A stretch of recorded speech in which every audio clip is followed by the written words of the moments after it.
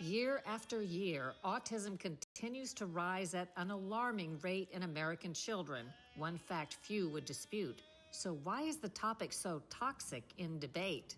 If you would want to hold a hearing on an issue like vaccines and autism, your own leadership might fight you on that because of the financial influence the pharmaceutical industry No, they wouldn't has. fight you. They would kill it.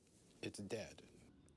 This week, we tackle the taboo subject of autism and links to vaccines as the Trump administration's CDC begins to actually follow the science. If you're living with moderate to severe plaque psoriasis or pre-1997, you rarely saw a drug ad, and that's because the FDA enforced the regulations. The new head of the FDA is promising to pump the brakes on what he's called pill pushers. We're going to crack down.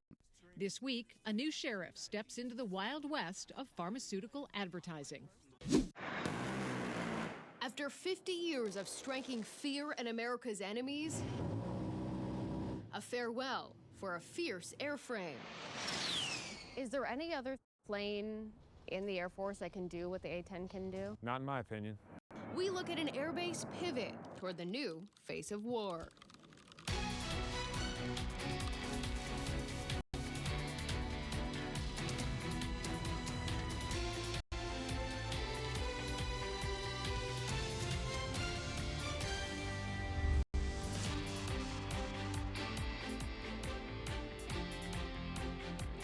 Welcome to Full Measure. I'm Sharyl Attkisson. We begin today with America's still growing autism epidemic, a crisis that in terms of sheer numbers deserves much more attention than it's gotten over 2.5 decades. The newest data, updated every 2 years, continue to show an alarming climb. Today, at least 1 in 31 8-year-olds have autism. That's more than 2.2 million children. One area that we are closely examining, as the president mentioned, is vaccines. At a White House event with President Trump at his side, Health Secretary Robert F. Kennedy Jr. announced a massive research effort to identify possible root causes, including food dyes, painkillers during pregnancy, and vaccines. 7-year-old twins Drew and Dylan are taking a break from schoolwork, which can be a special challenge. Their parents, Kimberly and Demique Adams, say they first knew something was wrong when the boys were toddlers. 2, 3, Their language started to regress. It seemed like their connection was different around 2, a little bit, before 2. And so they weren't responding to their names. So they were just regressing in some of their skills. Did you go to the doctor and say, we're concerned, or did the doctor do some milestone test? Or? No, my wife's intuition drove it. They enrolled the twins in early intervention and got the official diagnosis, autism. You do grieve, a lot of people don't talk about that guilt that parents feel when they get the diagnosis, and they're heartbroken because we were, because we didn't know what was ahead of us. Is it good? No. Drew and Dylan are among America's autistic children who are visible. They can go out in public.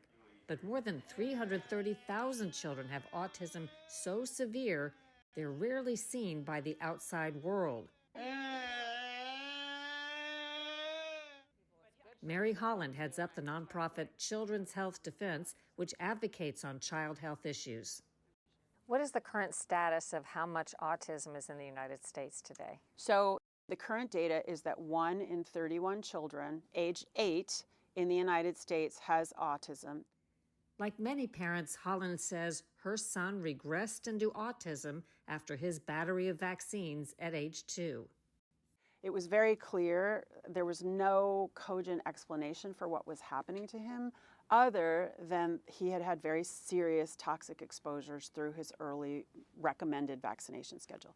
There's no such thing as a genetic epidemic. It must be epigenetic or purely environmental. In simple terms, meaning there could be a genetic component that predisposes somebody to the injury if they have some kind of trigger or other exposure. So you brought this out most importantly, Sharyl, in your interview with Bernadine Healy, who was at the time the head of, or had just retired recently as the head of the National Institutes of Health.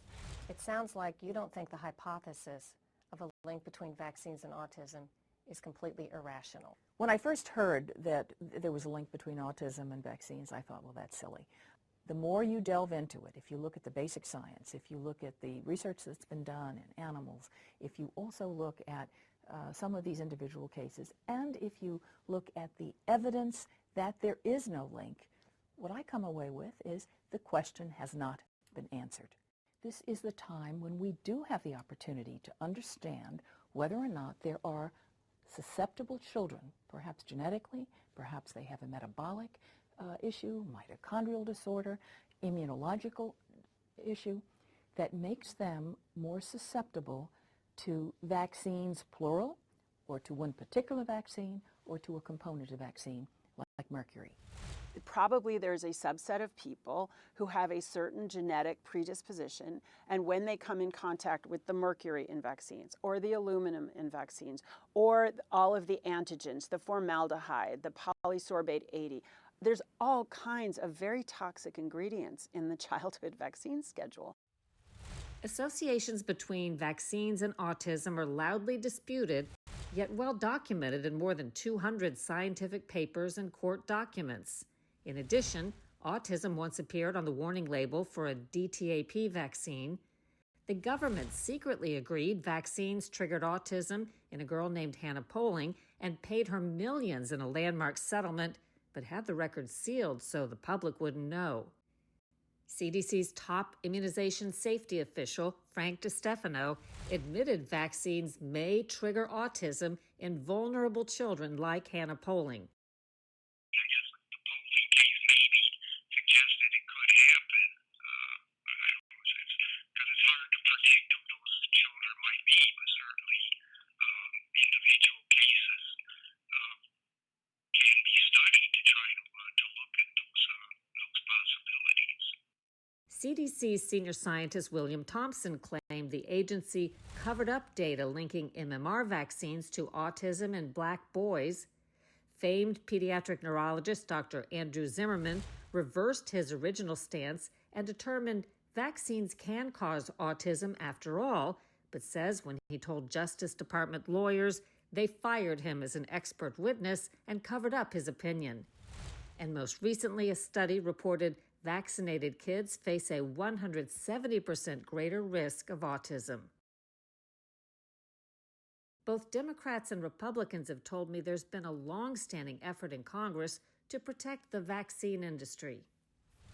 If you would want to hold a hearing on an issue like vaccines and autism, your own leadership might fight you on that because of the financial influence the pharmaceutical industry No, they wouldn't has? fight you. They would kill it.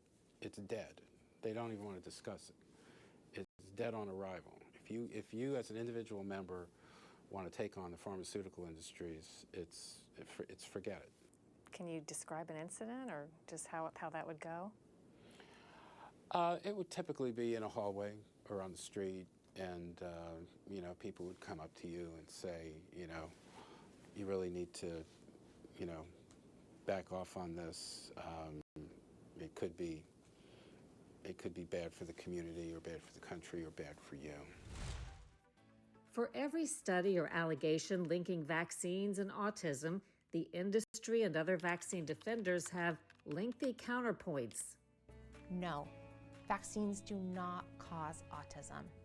It just so happens that kids get several vaccines around the same time, that some children start to show signs of autism. But that's a coincidence, not a cause. Based on dozens of studies and everything I know as a physician and a scientist, there's no link between autism and vaccines. There are a lot of other chemical exposures kids are getting today as well. Absolutely. As someone who focused on vaccines early on, are you looking at other contributing causes? We're also looking at the water. We're also looking at the air. We're also looking at the food supply. We're looking at the pesticides that are used. And we believe that it is a toxic load that we have to look at. You can't look at one factor. They integrate. They're synergistic. Those that have This past week, Health Secretary Kennedy said no stone will be left unturned. Historically, NIH has focused almost solely on politically safe and entirely fruitless research about the genetic drivers of autism. And that would be like studying the genetic drivers of lung cancer without looking at cigarettes. And that's what NIH has been doing for 20 years. In addition, based on NIH research, the FDA says it's approving a prescription form of an essential B vitamin for treating autistic children with speech issues. The American Academy of Pediatrics, funded in part by the vaccine industry, doesn't want any part of Kennedy's effort examining autism when it comes to vaccines. The group says devoting more research dollars to answer a question that is already known does not add to our knowledge about the safety of vaccines. It does a disservice to individuals with autism and their families by diverting funding that is needed to learn more about autism and how we can strengthen supportive communities. For their part, the Adams say they do not blame vaccines for their children's autism. With help, the twins have progressed from no language and few skills to conversations and interactions. 1, 2, 3, team. I mean, we don't believe in a cure because I don't believe it's a disease, right? So it's nothing to cure. It's a neurotype, right? And so you have to get the right services in order to adapt to the way someone learns or someone thinks or the way someone's brain is wired. But when I tell you what I got from how to love differently, yeah, it's nothing any child could have gave me as far as me as an individual evolving and developing, right? And I just think when people see some of these things, they think of the negative, right? But like the special like joy I get in their milestones, the small incremental milestones that I would just took for granted if I had a typical kid, like you can't beat that. For more on this story, listen to my podcast, Full Measure After Hours.